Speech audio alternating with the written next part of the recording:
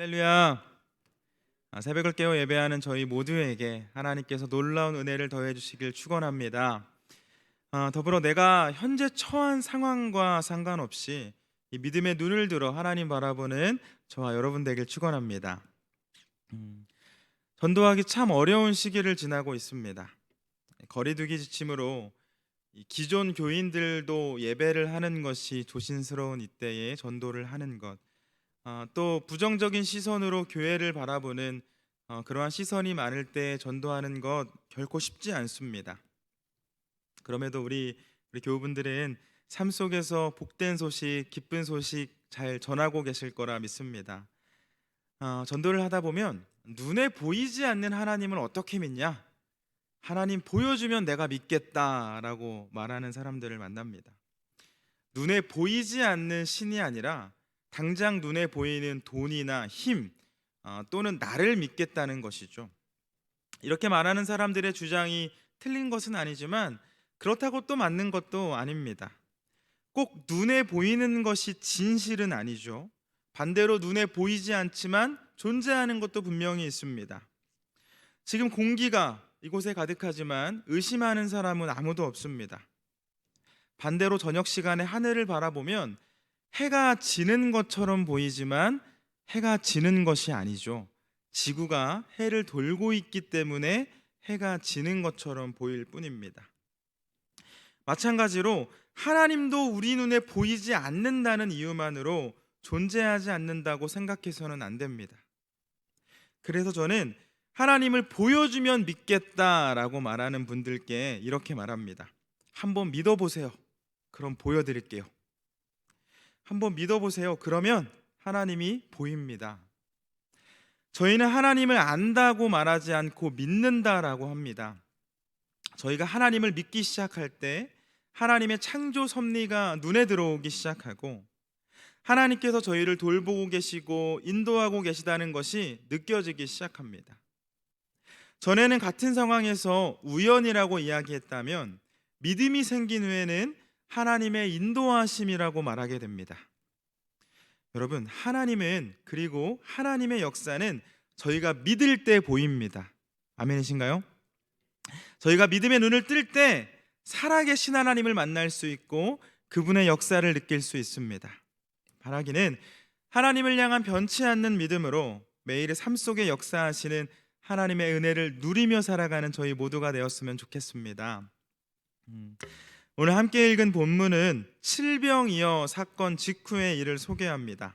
이 더 전에 떡 5개와 물고기 2마리로 헤아린 사람의 수, 남자만 헤아렸었죠. 5,000명 이상을 먹이신 예수님께서는 이 본문 바로 직전에 떡 7개와 작은 물고기 2마리로 4,000명 이상의 사람을 먹이셨습니다.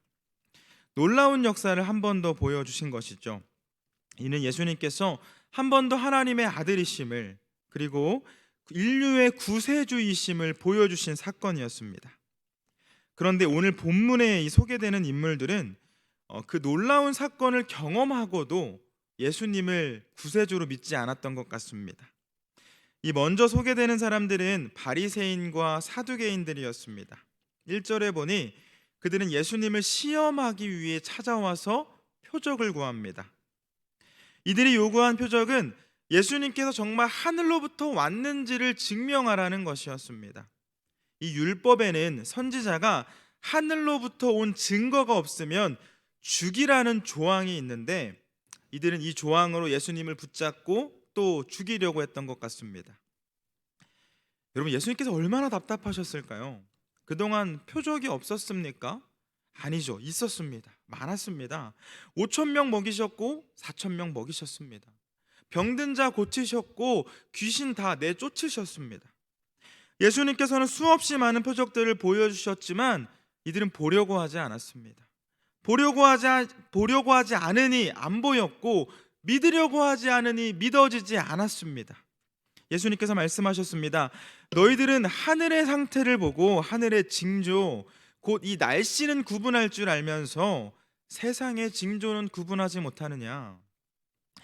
하늘을 보면서 다음날 날씨를 구분해낼 수 있는 그 지혜가 있다면 지금까지 보여준 그 놀라운 일들을 보고 구세주로 메시아로 믿을 수 있을 텐데, 충분히 깨달을 수 있었을 텐데 하는 그 아쉬움이 담긴 말씀이었습니다.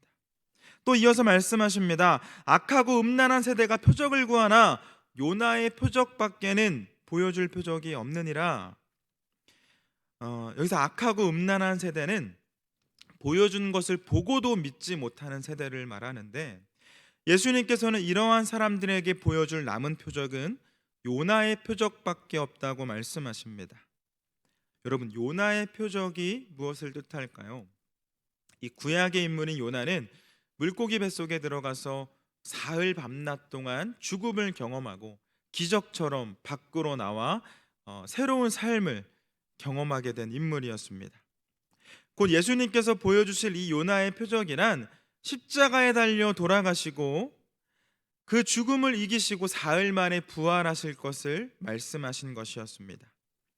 세상은 점점 더 자극적이고 점점 더 놀라운 것을 요구하지만 예수님께서 보여주신 표적은 사랑이었고 섬김이었고 희생이었습니다.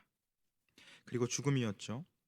이는 지금도 마찬가지입니다. 세상은 교회를 향해, 그리고 살아계신 하나님을 향해서 더 놀라운 것을 보여주면 믿겠다라고 말하지만, 예수님께서, 그리고 저희 예수님을 믿는 그 사람들을 통해서 보여주시는 모습은 사랑과 섬김 그리고 희생입니다.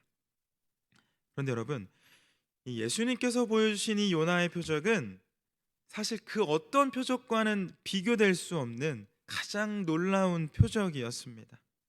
이 세상 그 누구도, 신이라고 여겨지는 그 어떤 존재도 따라할 수 없는 표적이며, 예수님께서 보여주신 이 표적으로 인해 저와 여러분을 포함한 모든 인류가 구원에 이르게 되었다는 것을 반드시 기억하시길 바랍니다. 다음으로 성경은 예수님과 또 한 무리의 대화를 소개하는데, 그 무리는 예수님의 제자들이었습니다. 이 바리새인 사두개인들과의 논쟁 후에 예수님과 제자들은 건너편으로 자리를 옮기셨습니다.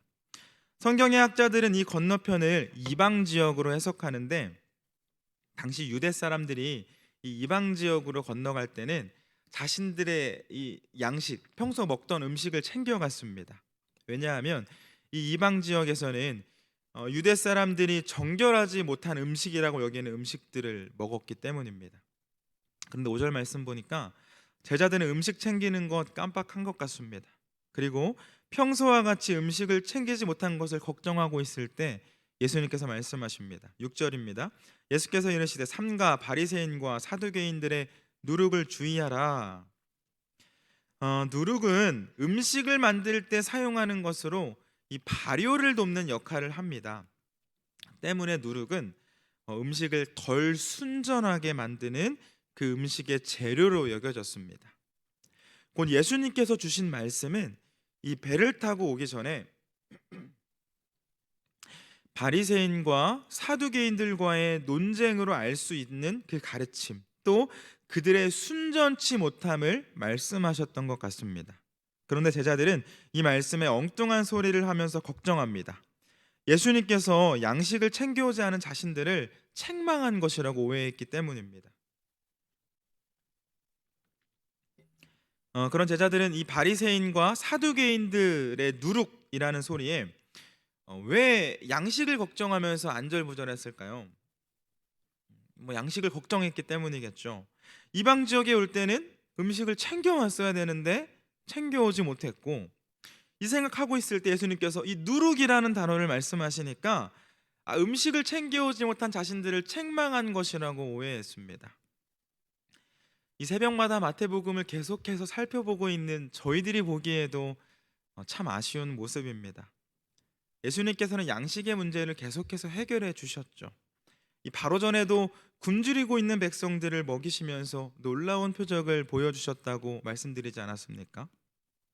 그런데 제자들은 여전히 먹을 것을 걱정하고 있습니다. 바리새인 사두개인들과 별반 다를 것 없는 모습입니다. 그때 예수님께서 말씀하십니다. 너희들 여전히 먹을 것만 생각하는구나. 내가 지금까지 5,000명 먹이고 4,000명 먹인 것 기억하지 못하느냐? 나는 바리새인과 사두개인들의 누룩, 그들의 가르침을 주의하라고 말한 것이다.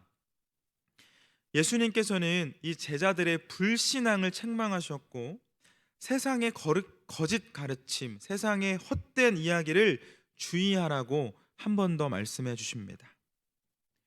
여러분, 이 앞서서 바리새인과 사두개인들의 모습, 그리고 이 제자들의 모습을 보면서 어떤 생각이 드시나요?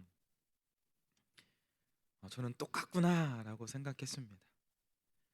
지금 저희의 모습, 저희들이 살아가는 이 세상의 모습과 똑같이 느껴집니다. 하나님께서는 태초부터 지금까지 수없이 놀라운 일들, 기적들 보여주셨지만 세상은 여전히 하나님이 계시냐, 보이지도 않는 하나님을 어떻게 믿냐라고 말합니다. 더 놀라운 것 보여주면 내가 믿겠다, 교회 가겠다라고 이야기하는 사람들도 여전히 있습니다. 또 뭐라고 하나요? 교회를 다니는 저희를 향해서는 교회 가면 밥이 생기냐 떡이 생기냐라고 말하기도 합니다. 예수님 시대나 지금 시대나 바뀐 것이 없습니다. 그런데 여러분, 문제는 무엇입니까? 저희들에게도 책망받은 제자들의 모습이 여전히 있다는 것입니다. 예수님과 함께 하면서도 여전히 먹을 것 입을 것 걱정하며 살아갑니다. 세상이 교회를 향해서 교회 가면 떡 주냐라고 말하는 것처럼 교인들도 여전히 먹을 것을 걱정하며 믿지 않는 이들과 똑같은 것을 생각하며 살아갈 때가 너무나 많습니다. 그런 세상을 향해서, 또 저희들을 향해서 예수님께서는 오늘 이 새벽 말씀하십니다. 필요한 것을 지금까지 채워주지 않았느냐? 앞으로도 그럴 것이다. 걱정하지 말고 믿기만 하라. 여러분, 저희의 모든 필요는 우리 주님께서 채워주십니다. 염려할 필요 없습니다. 걱정, 근심할 필요 없습니다. 저희들이 해야 할 일은 염려가 아닌 믿음의 눈을 들어 우리 예수님 바라보는 일인 줄 믿습니다. 말씀 정리합니다.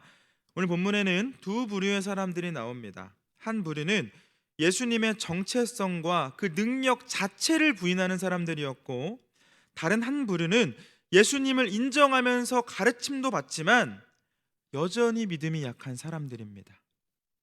그리고 이와 같은 두 부류의 모습은 저희들의 모습 속에서도 찾아볼 수 있는 것 같습니다.